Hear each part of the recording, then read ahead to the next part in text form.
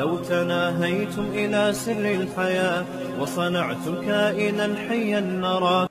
ہمارے شیخ حضرت مفتی رشید احمد صاحب رحمہ اللہ تعالی فرمایا کرتے تھے، حالانکہ حضرت نہی عن المنکر پہ بہت حریص تھے. جنہوں نے مفتی رشید احمد صاحب کو دیکھا ہے وہ جانتے ہیں کہ برائی دیکھ کے مفتی رشید احمد صاحب کبھی خاموش نہیں رہتے تھے. تبھی میں ان کی مثال دے رہا ہوں کہ ان کی بات کو آپ زیادہ ویلیو دو. ان کا تقویٰ پرہیزگاری مشہور تھی. وہ فرمایا کرتے تھے کہ کسی بھی ادارے میں جب آپ ہو، چاہے وہ مدرسہ ہو، چاہے وہ کمپنی ہو، چاہے وہ اسکول ہو، چاہے وہ کالج ہو، چاہے وہ مسجد ہو، کوئی بھی جب اجتماعی ادارہ ہوگا اس میں سب سے پہلے اپنی پوزیشن دیکھو کہ میری پوزیشن کیا ہے، میرا کام کیا ہے، اور اس ادارے کو ٹھیک کرنے کبھی مت چلو. نہیں آ رہی بات سمجھ میں؟ اس فکر میں مت پڑو کہ یہ ادارہ کیا ہو جائے ٹھیک، سے ادارہ ٹھیک نہیں ہوگا. کیونکہ جہاں کوئی اجتماعی نظم ہوتا ہے نا، کچھ نہ کچھ خرابیاں 100% ہوتی ہیں. یہ ہو نہیں سکتا ایک گھر نا جس میں صرف میاں بیوی اور ایک بچے ہوں، وہ پورا ٹھیک نہیں ہوتا. کچھ نہ کچھ برداشت کرنا پڑتا ہے. شوہر کچھ بیوی کی آڑی ترچھی باتیں برداشت کر رہا ہوتا ہے. تبھی تو ہم کہتے ہیں نا سسرال کی مداخلت جہاں بھی ہوگی گھر تباہ ہوگا. وجہ کیا ہے کہ میاں کی کچھ مجبوریاں بیوی کے ساتھ وابستہ ہوتی ہیں، وہ اس کے آڑے ترچھے ہونے کو برداشت کرتا ہے. اس کو پتا ہے یہ خامی ہے، لیکن میں چھوڑ دوں گا تو میرا یہ نقصان ہے. عورت کی بھی کچھ مجبوریاں ہوتی ہیں شوہر کے ساتھ. اسے پتا ہوتا ہے میرے شوہر میں خرابیاں ہیں، لیکن میں اس سے جان چھڑا لوں گی تو مجھے جو فائدے حاصل ہو رہے ہیں وہ حاصل نہیں ہوں گے. لہذا وہ دونوں کمپرومائز کر رہے ہوتے ہیں. جب بھی کوئی تیسرا کباب میں ہڈی بنتا ہے، چاہے وہ شوہر کی ماں ہو، شوہر کا باپ ہو، شوہر بیوی کی ماں ہو، بیوی کا باپ، اس کے بھائی، اس کی بہنیں، تو وہ خامیاں دیکھ رہے ہوتے ہیں کیونکہ ان کی کوئی ضرورت دونوں سے وابستہ نہیں ہوتی. ان کو کوئی نقصان نہیں ہوتا کہ یہ دونوں میں علیحدگی ہو جائے، ان کا کوئی کچھ نہیں جا رہا ان کا. لہذا ہمیشہ کباب میں ہڈی کون بنتا ہے؟ طلاق دلوانے میں زیادہ کردار کس کا ہوتا ہے؟ رشتہ داروں کا. تبھی میں جو میاں بیوی ہوتے ہیں ان کو بولتا ہوں ڈالو ہی نہیں بیچ میں رشتہ داروں. سمجھتے ہو کہ نہیں سمجھتے؟ کیونکہ وہ آپ کی مجبوریاں تھوڑی ہوتی ہیں کہ ان کے کس پہ کیا گزرے گی، کیا ہوگا. وہ تو دیکھ رہے ہوتے ہیں یہ خرابی تو یہ کیوں برداشت کر رہے ہو، ہم تو ایسے نہیں تھے. اب ساسیں اکثر کہہ رہی ہوتی ہیں ہم نے تو تمہارے ابا کی ایسی خدمت کی ہے، کھڑے رہتے تھے بت بن کے ان کے پاس. جب بولا یعنی ان کو بتانے کی بھی ضرورت نہیں پڑتی تھی کہ چائے چاہیے. ان کے موڈ دیکھ کے پتا چلتا تھا ٹھنڈے پانی کی ضرورت ہے یا گرم پانی کی ضرورت ہے. ان کو موڈ سے پتا چلتا تھا. بہت ٹھنڈے ہیں تو گرما گرم پلا دو تاکہ تھوڑے ہیٹ پہ آ جائیں گے، اور بہت گرم ہوئے ہوئے تو کیا پلا دو؟ ٹھنڈا پانی. ہم تو ان کے موڈ سے اندازہ ہو جاتا تھا. اور ایک یہ بہو ہے پڑی رہتی ہے سارا دن، 12 بجے کم بخت سو کے اٹھتی ہے. او بھائی جو سو کے اٹھتی 12 بجے ہے تو اس میں نقصان آپ کے بیٹے کو ہو رہا ہے نا، تو بیٹا پھوٹے نا منہ سے. وہ چپ بیٹھا ہوا ہے تو آپ بھی چپ بیٹھ جاؤ، کیا خیال ہے؟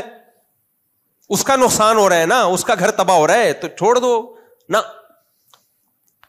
اور بہو ٹانگ اڑائی کس کے کاموں میں؟ وہ بھی کم ہوشیار نہیں ہے. وہ اڑائے گی ساس سسر کے معاملات میں، یہ یوں نندوں میں یہ یوں ہے. بھائی بس کرو یار. تو ادارے بھی تباہ ہوتے ہیں، ملک بھی تباہ ہوتے ہیں. جو ملکوں میں بھی جو جس کا کام ہے اس کو لوگ مجھ سے آ کے پوچھتے ہیں پاکستان کے حالات. میں کہتا ہوں نہ میں نے خراب کیے نہ میں ٹھیک کر سکتا ہوں. میں امیدیں دلا سکتا ہوں کہ حالات اچھے ہو جائیں گے انشاءاللہ. اور یہ جھوٹی موٹی کی امیدیں نہیں ہیں. اکنامکلی حالات الحمدللہ اچھے ہونے جا رہے ہیں. جتنے اچھے ہو گئے ہیں وہ نظر نہیں آ رہے، اتنے ہو زیادہ اچھے گئے ہیں لیکن ابھی تھوڑا دبایا ہوا ہے. ڈالر 275 پہ مصنوعی روکا ہوا ہے بس، ورنہ ڈالر اصل میں اور بھی نیچے گیا ہے لیکن اس کو روکا ہوا ہے انہوں نے. بہت زیادہ نیچے گیا تو اور کچھ مسائل ہو جائیں گے. تو کچھ اچھے کام بھی ہو رہے ہیں ملک میں، سارے خراب نہیں ہو رہے. جو خراب ہو رہے ہیں ان پہ تو مجھے بولنے کی ضرورت نہیں، وہ آپ خود سمجھدار ہیں ماشاءاللہ. سسٹم کے تحت چلا ہے نا سارا. الیکشن ہمارے ہاں سسٹم کے تحت نہیں ہوتے. کس کے تحت ہوتے ہیں؟ سسٹم کے تحت. سسٹم چل رہا ہے لیکن بہرحال کچھ امید کی چیزیں بھی ہیں. تو اچھا مصیبت یہ ہے کہ ہمارے ہاں نیگیٹیوٹی اتنی زیادہ ہے, کسی کو کوئی اچھی خبر بھی دو تو اس نے غم ہی کی خبر لینی ہے. اس کو بتاؤ نا تمہارے ابا کو جو فالج تھا ٹھیک ہو گیا, اب 2 نمبر ہی کر رہا ہے, بیکار باتیں کر رہا ہے. یہ ہمارا دماغ بن چکا ہے. ابے تجھے جو شوگر تھی نا اتفاق سے اب رپورٹیں کلیئر, اب سب ڈرامے باز. تو یار جب تمہارا دماغ ہی خراب ہے, تمہیں اچھی خبر سننی نہیں ہے. اب میں نے بولا نا ایک صاحب کو, میں نے کہا ڈالر دیکھو 275 پہ 75-76 پہ رک گیا ہے, ورنہ کتنی اسپیڈ سے اوپر جا رہا تھا. اب یہ ڈرامے بازی ہمیں بیوقوف بنانے. میں نے کہا پھر ٹینشن میں رہے, تو برین ہیمریج سے مر جا, میری صحت پہ کوئی اثر نہیں پڑتا. تیرے کو اچھی خبر سنا رہا ہوں یار, تھوڑا خوش ہو جائے یار. گورنمنٹ کی طرف سے کوئی پابندی ہے خوش ہونے پر؟ نہیں. اب یہ میں نے کہا میرا کیا فائدہ ڈالر کے اوپر نیچے, میں کوئی گورنمنٹ کا نمائندہ ہوں؟ مجھے کیا مل رہا ہے؟ خوش ہو رہا ہوں میں, تجھے بھی خوش کر رہا ہوں, کیونکہ مجھے کچھ آتھینٹک ذرائع سے خبر ملی ہے, اخباروں کی یوٹیوب کی خبریں نہیں ہے. لیکن وہی اب یہ سب قوم کو بیوقوف بنانے کے لیے. میں نے کہا ٹھیک ہے پھر صحیح ہے, بیوقوف بنانے کے لیے نا تو ڈالر خرید لے, پھر رکھ لے اپنے پاس, اور 1 مہینے بعد جب اوریجنل قیمت آئے گی نا 300 پہ ہو جائے گا, بیچ دینا. کرتے یہ نہیں ہے, یہ بالکل ایسا ہی ہے جیسے ہلال کمیٹی والوں کے بارے میں ایک صاحب نے, اب 1 دن کا روزہ کھا گئے یار. میں نے کہا تو رکھ لینا پھر, کھا گئے تو. ایک دفعہ رمضان کا شعبان نا 30 کا ہو گیا, تو کہنے لگا کھا گئے 1 دن کا روزہ. میں نے کہا تو کل رکھ لے بھائی. رکھتے بھی نہیں ہیں, کھا گئے تو رکھو نا یار. تو کچھ عادت ایسی پڑ گئی ہے منفی, اور اس میں بھی میں سمجھتا ہوں ہمارے حکمرانوں ہی کا کردار ہے, وہی ذمہ دار ہیں. انہوں نے کیا کچھ ایسا ہے کہ اب لوگ اچھی خبر سننے کی, لوگ کہتے ہیں کہ یہ ڈرامہ ہو رہا ہے ہمارے ساتھ. کچھ نیگیٹیوٹی کو بہت ضرورت سے زیادہ پھیل گئی ہے. تو خیر, تو کیا کہہ رہا تھا یار میں, دائیں بائیں بیان, تو دائیں میں بہت گھوم رہا ہوں میں.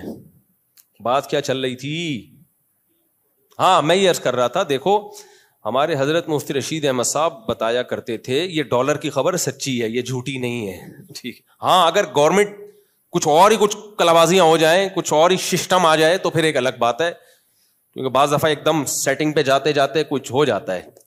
لیکن ابھی تک کے حالات یہ ہیں کہ اکنامکلی پاکستان الحمدللہ گرو کر رہا ہے, وہ اچھی خبریں آ رہی ہیں. اور یہ گورنمنٹ کی خبریں صرف نہیں ہیں, یہ جو تاجر جو جن کی پوری ملک کی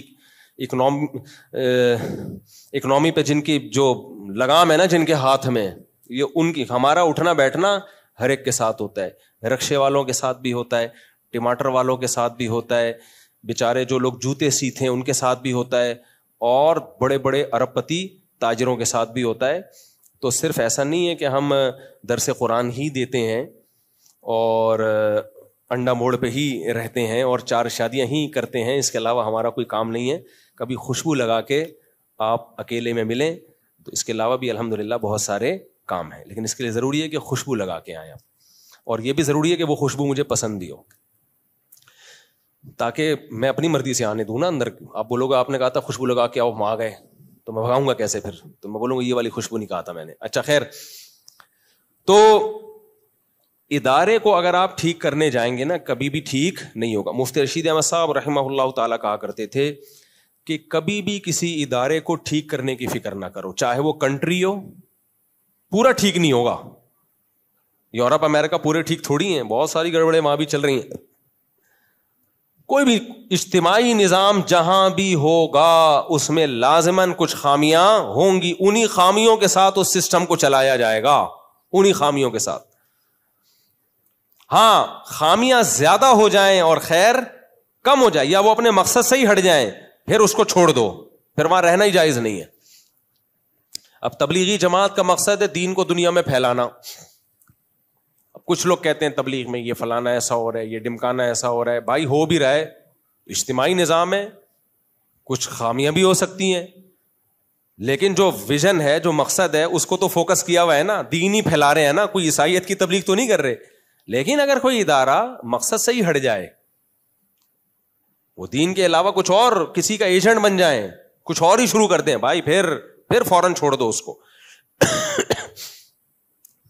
تو میں یہ کر رہا تھا ہر جگہ ایسا ہوتا ہے, ہر جگہ اداروں میں. محتمم کو نظر آئے گا 4 آدمی بیٹھے ہوئے, اس کو پتا ہے کس کی غیبت چل رہی ہے, محتمم کی.